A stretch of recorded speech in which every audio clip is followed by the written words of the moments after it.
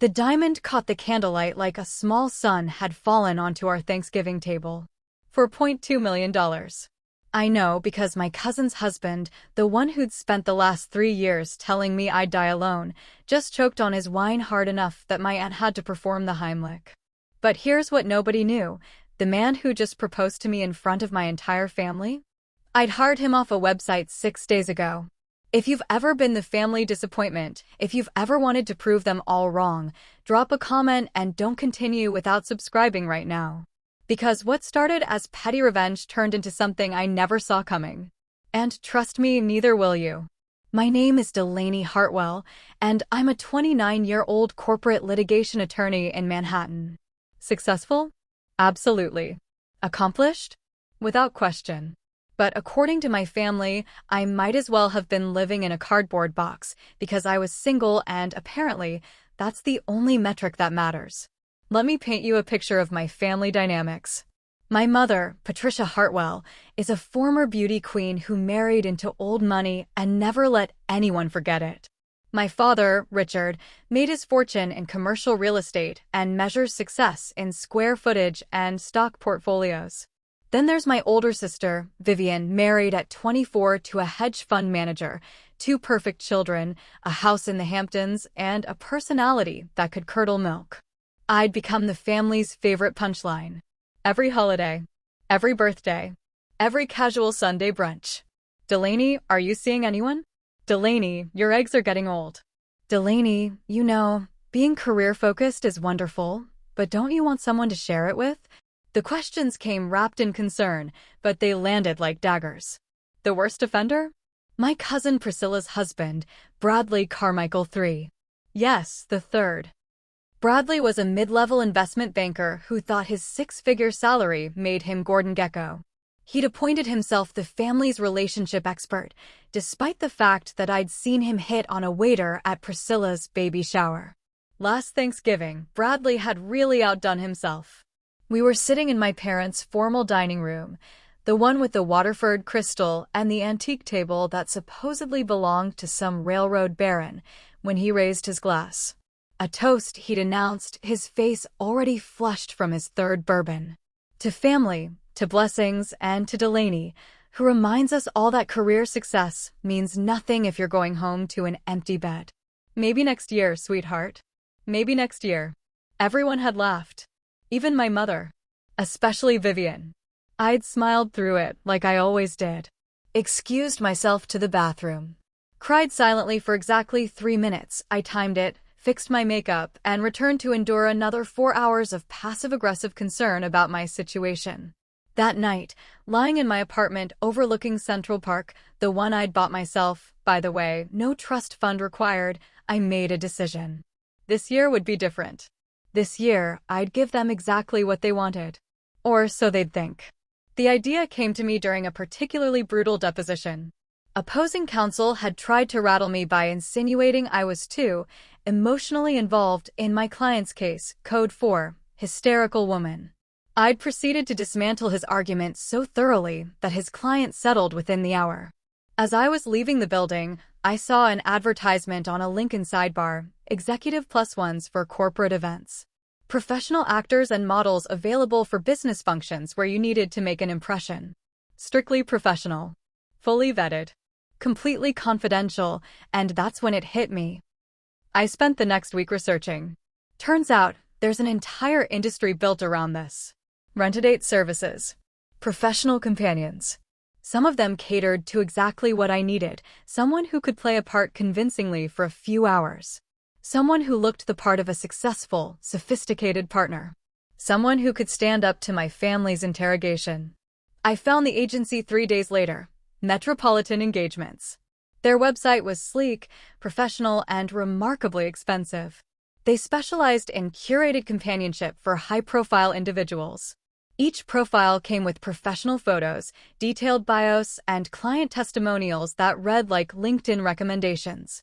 I had 17 requirements on my list. 1. Between 30 to 40 years old. 2. Believably successful.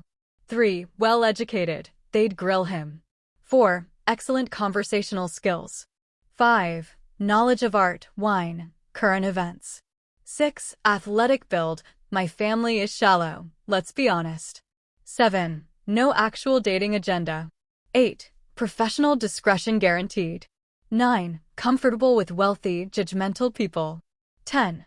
Quick thinking. My family would test him. 11. Sense of humor. 12. Believable backstory. 13. Chemistry, at least enough to fake it. 14. No criminal record. I ran backgrounds for a living. 15. References from previous clients. 16. Ironclad NDA. 17. Available for 6 hours on Thanksgiving Day. The agency sent me 12 profiles. I eliminated 9 immediately. Too young, too rehearsed, too actor pretty. I needed someone who looked real. Someone who could hold his own. And then I saw profile number 11. Callum Reid. Age 34. The photo showed a man with dark hair that was just slightly too long to be corporate, green eyes that suggested intelligence more than seduction, and a half-smile that looked like he was in on a joke the rest of the world hadn't figured out yet. His bio was different from the others. No generic, successful entrepreneur or vague consultant descriptions. It was specific. Former archaeologist turned rare book dealer. Graduate degrees from Cambridge and the Sorbonne. Specializes in medieval manuscripts and first editions. Clients include private collectors and institutional libraries. Fluent in 5 languages. Hobbies include rock climbing, chess, and disappointing his British aristocrat parents by refusing to practice law. Available for intellectual companionship, cultural events, and conversations that don't involve crypto or real estate. I laughed out loud. Then I read it again. His testimonials were equally intriguing. One client wrote, Callum successfully convinced my entire board of directors that we'd been dating for 8 months. His knowledge of Renaissance art alone was worth the fee. Another, made my ex-boyfriend look like an absolute fool at my sister's wedding. October 10th, would hire again. I clicked to request consultation.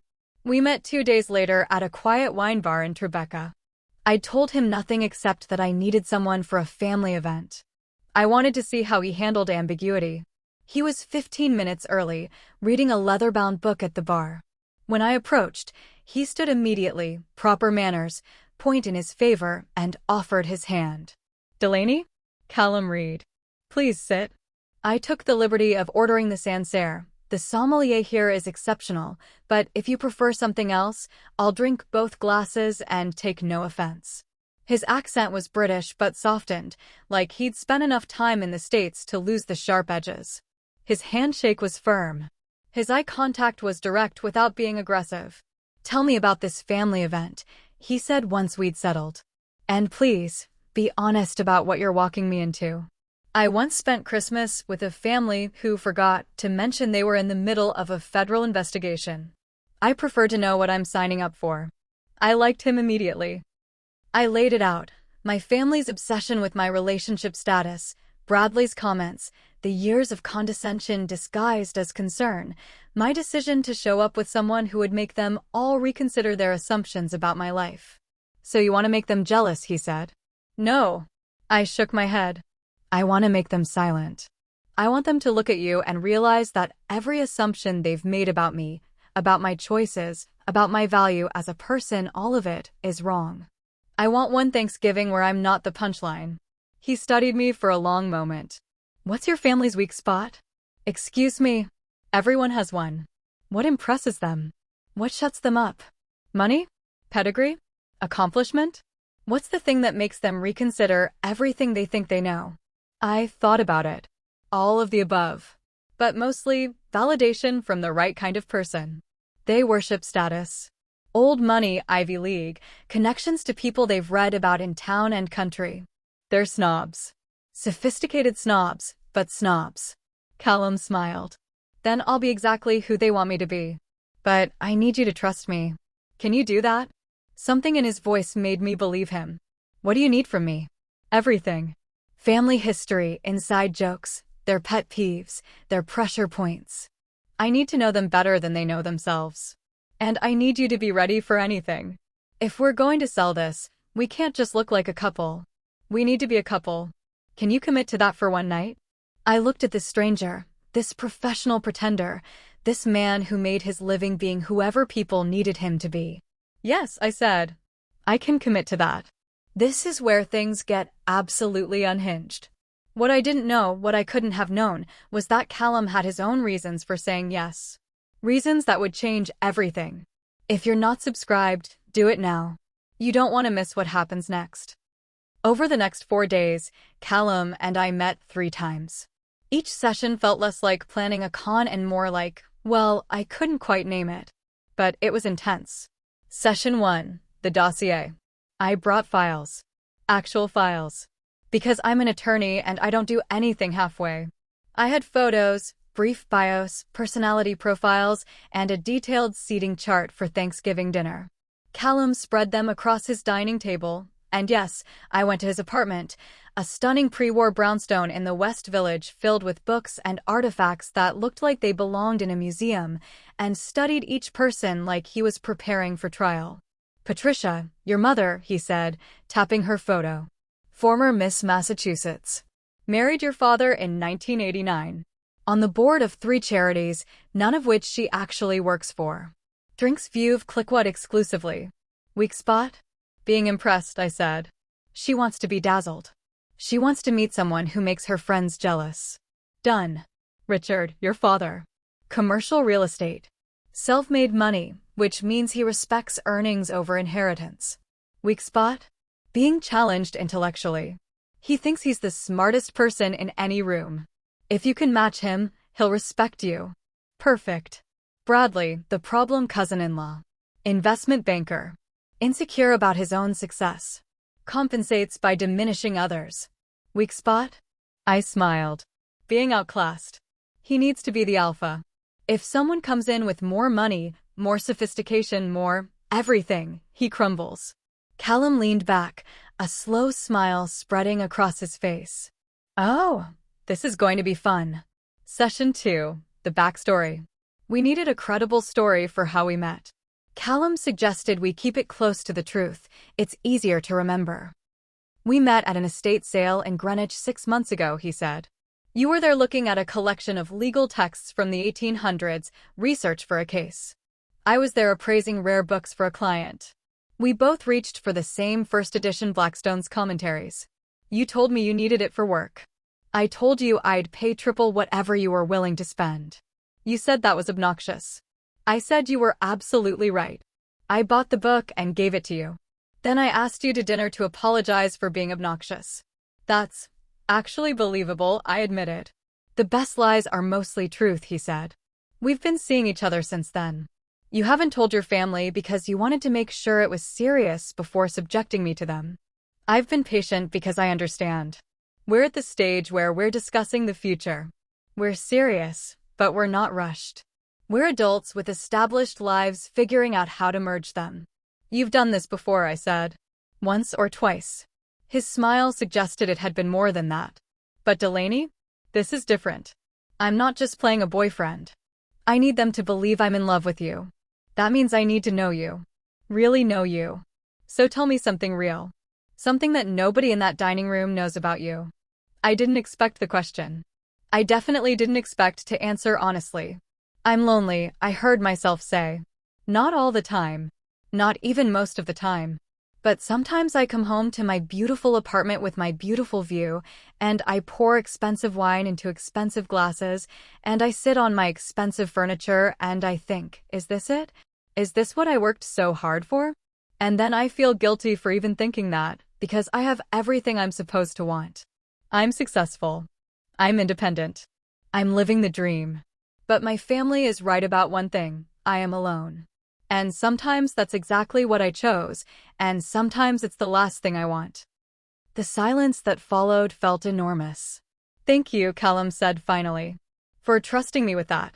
Session 3, the chemistry.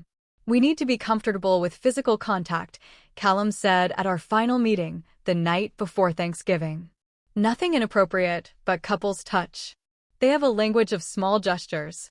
If we're stiff with each other, they'll know. What do you suggest? Trust exercise. Close your eyes. I did. I felt him move closer, felt his hand touch my shoulder, slide down my arm, take my hand. Gentle. Intentional. Non-threatening. The key, he said softly, is that every touch has to have purpose. I'm not touching you randomly. I'm touching you because I'm emphasizing a point, or because I want your attention, or because we're sharing a private joke. People don't notice the touches themselves. They notice the intention behind them. We practiced for an hour. His hand on the small of my back. My fingers touching his arm when I laughed. His thumb brushing my knuckles across a table. By the end, it felt natural. Disturbingly natural. One more thing, he said as I was leaving. Tomorrow, when we walk in, I need you to trust me completely. I'm going to make choices in the moment. I'm going to read the room and adapt. Can you follow my lead? Yes. Even if I surprise you? Especially then. He smiled. Then we're ready. On our arrival to the Thanksgiving day, my parents' estate in Greenwich was exactly as ostentatious as you'd imagine. 8,000 square feet of colonial revival architecture, gardens designed by the same firm that did the grounds at Winterthur, and a circular driveway where my sister's Mercedes G-Wagon and Bradley's Porsche Cayenne were already parked like trophies. Callum pulled up in an Aston Martin DB11. You didn't mention the car, I said. You didn't ask. Image matters, doesn't it? He came around, opened my door, offered his hand. He was wearing a three-piece Tom Ford suit in charcoal gray, Church's Oxford shoes, and a watch that I was reasonably certain cost more than my first year's salary. He looked like he'd walked out of a Kingsman movie. Ready? He asked. Absolutely not. Perfect. Fear keeps you sharp. He squeezed my hand. Remember, we're madly in love. We're also slightly worried about how they'll react. But we're a united front. You and me against the world. Yes, yes. We walked to the door. My mother opened it before we could knock. She'd obviously been watching for us, and her eyes went wide. Delaney, you're here. And you brought, oh my. Mother, this is Callum Reid. Callum, this is my mother, Patricia. He took her hand, didn't shake it, just held it for a moment. Mrs. Hartwell, Delaney's told me so much about you. Your home is absolutely spectacular. Is that original crown molding? 1890s. My mother practically levitated. 1887. Oh my goodness, how did you know? Please, come in, come in. Richard. Richard, come meet Delaney's friend. Friend. Not boyfriend. She was hedging. My father emerged from his study, martini in hand, already sizing Callum up. This was the moment that would set the tone for everything. Callum Reid, my father said, shaking his hand firmly. Richard Hartwell. So, what do you do, Callum? I deal in rare books and manuscripts, Callum said. Primary focus on medieval through Enlightenment-era texts. I broker sales between private collectors and institutions. Recently placed a 14th century book of Hours with the Morgan Library. Before that, I taught medieval history at Cambridge. My father's eyebrows rose. Cambridge? England. Trinity College, yes. Though I find the commercial side of rare books more satisfying than academia. More like detective work, really. Last month, I authenticated a supposed Shakespeare first folio that turned out to be an 1800s forgery. Saved the buyer about $3 million. $3 million. My father's tone had changed. That's a hell of a commission. Callum smiled modestly. It's a specialized field. But it suits me. Vivienne appeared then, her eyes doing a slow scan of Callum from head to toe. Well, hello. I'm Vivienne, Delaney's sister. The pretty one. Then you must be adopted, Callum said smoothly, because Delaney's the most beautiful woman I've ever seen. The room went quiet. Vivienne's smile froze. Charming, she managed. How long have you two been seeing each other? 6 months, I said, slipping my hand into Callum's. We wanted to make sure it was serious before. 6 months. My mother's voice pitched up. Delaney Elizabeth Hartwell, 6 months and you didn't tell us? I'm telling you now. Where did you meet? This was from Priscilla, who'd just walked in with Bradley trailing behind her. Callum launched into our estate sale story, embellishing with details about the specific Blackstone edition, the auctioneer's attempts to start a bidding war, my absolutely devastating argument for why I should get the book. She told me I was being typically male, assuming money could solve everything, he said, laughing. She was right. So I admitted defeat, bought the book, and gave it to her. Then I told her she'd have to have dinner with me so I could explain why I wasn't actually a complete arse. Everyone laughed. Everyone except Bradley, who'd been strangely quiet. Rare books, Bradley said finally. Interesting. Must be a niche market. It is, Callum agreed. Rather like investment banking, I imagine. Specialized knowledge, high stakes, exclusive clientele. What firm are you with, Bradley? This was directed at Bradley, but Callum's tone suggested he already knew the answer. Thornton Pierce, Bradley said, chest puffing slightly. Mid-tier. Solid.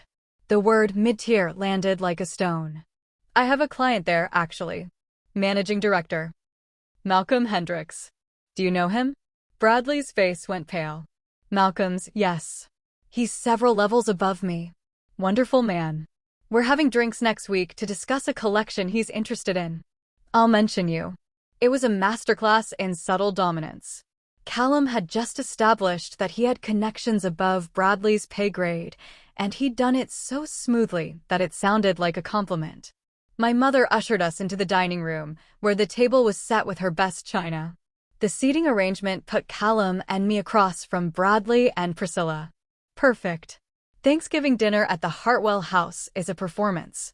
My mother insists on formal service, appetizers, soup course, salad, main course, dessert. Between courses, there's conversation, which is really just polite interrogation. Callum was brilliant. When my uncle asked about his family, Callum described his disappointingly ordinary British aristocrat parents, father's a barrister, mother's on every charitable board in Oxfordshire. They're terribly proper. They wanted me to practice law. I wanted to dig up Roman ruins. We've agreed to disagree. When my aunt asked about his education, he casually mentioned Cambridge, the Sorbonne, a brief stint at Yale as a visiting fellow. Though really, the best education came from working with collectors. You can read about medieval manuscripts, but until you hold one, smell the vellum, see how the pigments catch the light, that's when you truly understand them. When Vivienne asked if he made real money in his field, he smiled and said, I do well enough. Last year's sales were just over 8 million.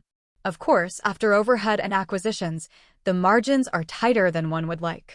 But it's not about the money, is it? It's about the work. 8 million. Casual. Like he was discussing the weather. Bradley, meanwhile, was shrinking by the minute. Then came the moment I'd been both dreading and anticipating.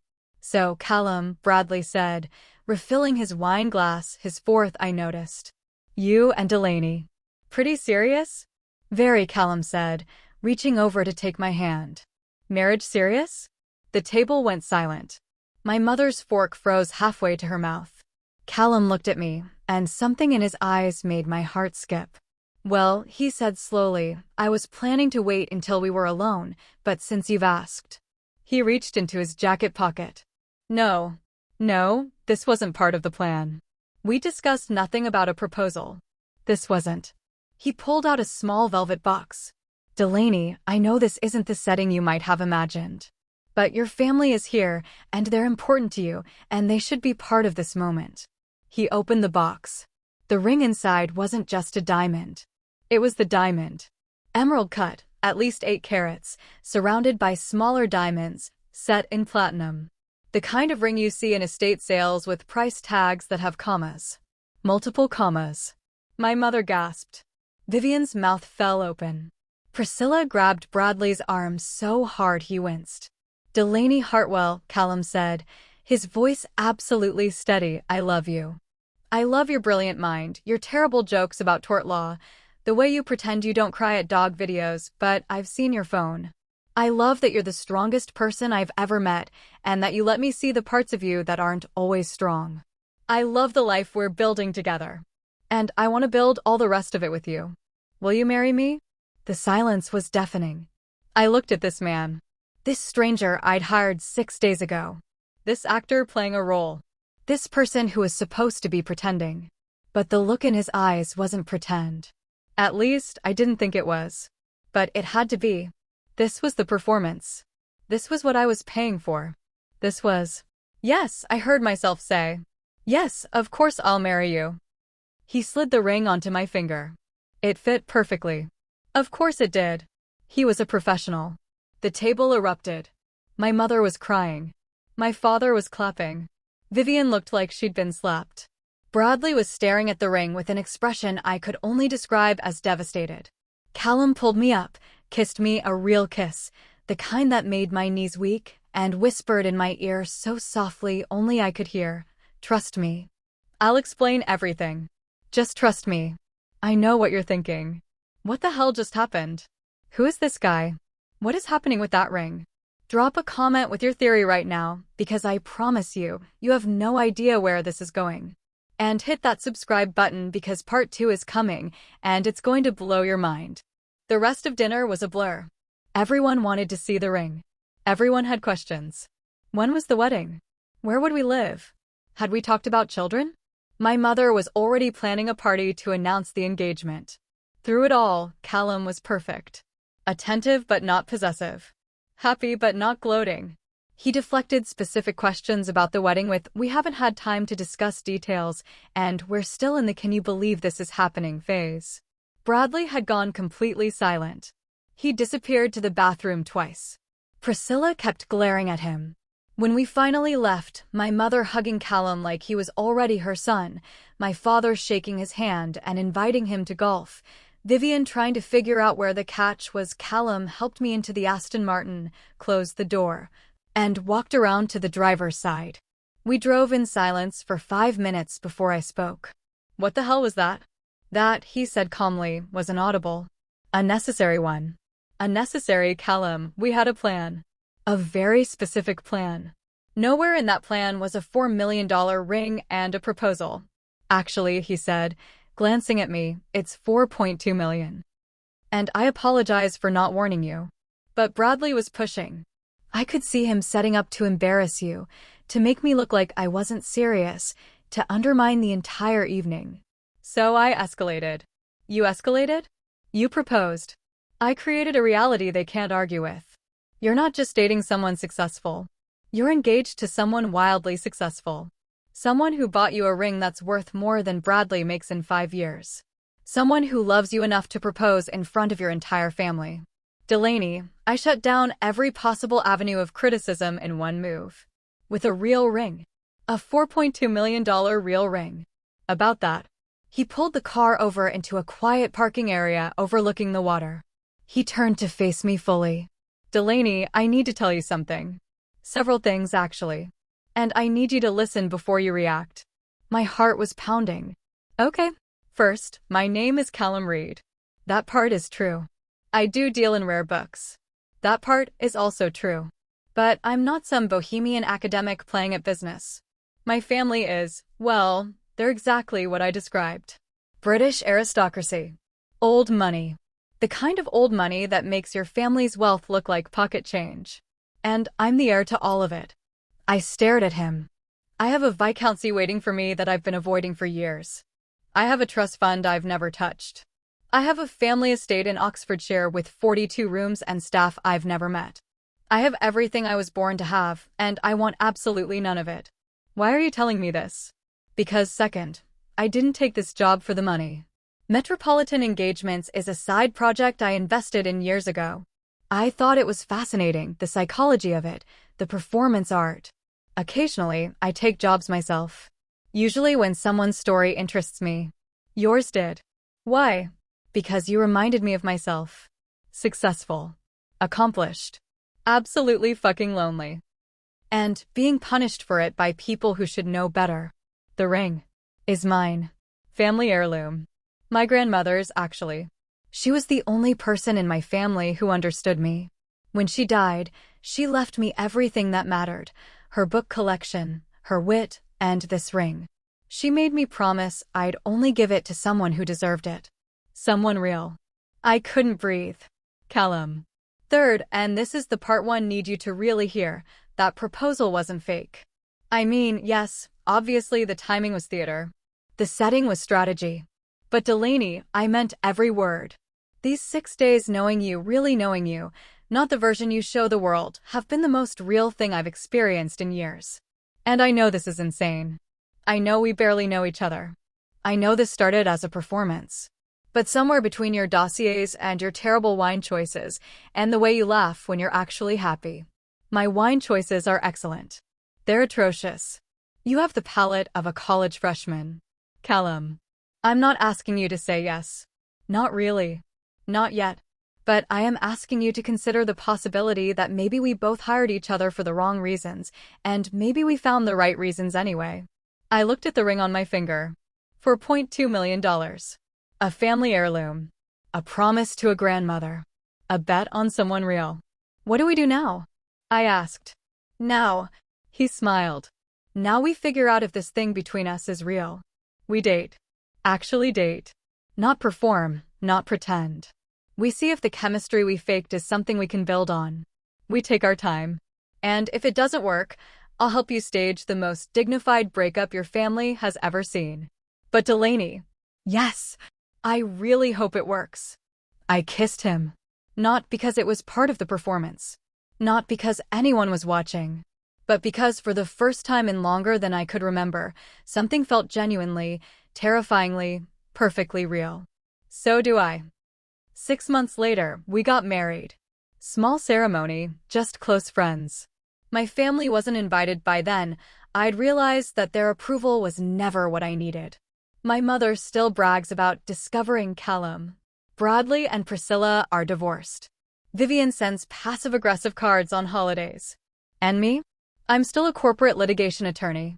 Still successful. Still accomplished. But now I come home to someone who knows the real me.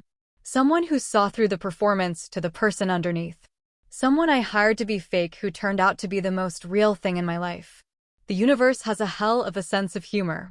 If this story made you believe in impossible timing and unexpected love, hit that like button. If you're Team Delaney and Callum, drop a comment. And if you want more stories about revenge that turned into something beautiful, subscribe, because trust me, I have more where this came from. Next week, I'm telling you about the woman who hired a PI to catch her cheating husband and ended up falling for the PI instead. You won't want to miss it. Until then, remember, sometimes the best thing you can do is show up as yourself. But sometimes, hiring a fake boyfriend with a $4 million ring doesn't hurt either.